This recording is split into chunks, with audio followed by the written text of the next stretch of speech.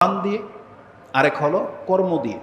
জবান দিয়ে আমরা বলবো আলহামদুলিল্লাহ, আল্লাহ আমাদেরকে সেই শুকরিয়া জ্ঞাপক বাক্য শিখিয়েছেন। একটা দোয়া পড়তে পারেন আপনি, আল্লাহ সুবহানাহু ওয়া তাআলা শিখিয়েছেন যারা হেদায়েতের পথে আছে, যারা হেদায়েত পেয়ে গেছে, তারা যেন এইভাবে দোয়া করে। সেই আয়াতটি আপনি সূরা আরাফ ৭ নম্বর সূরার ৪৩ নম্বর আয়াতে পেয়ে যাবেন। আল্লাহ বলেছেন ওয়াকুলিল হামদুলিল্লাহ, তোমরা বলবে এইভাবে আলহামদুলিল্লাহিল্লাযী হাদানা লিহাযা ওয়া মা কুন্না লিনাহতাদিয়া লাউলা আন হাদানাল্লাহ। আল্লাহ যদি আমাদেরকে হেদায়েত না করতেন তাহলে আমরা হেদায়েত পেতাম না। যেটা আল্লাহ আমাদেরকে হেদায়েত করেছেন সেজন্য আল্লাহর প্রশংসা, আমরা বলি আলহামদুলিল্লাহ। এইভাবে আল্লাহ আমাদেরকে দোয়া শিখিয়ে দিয়েছেন।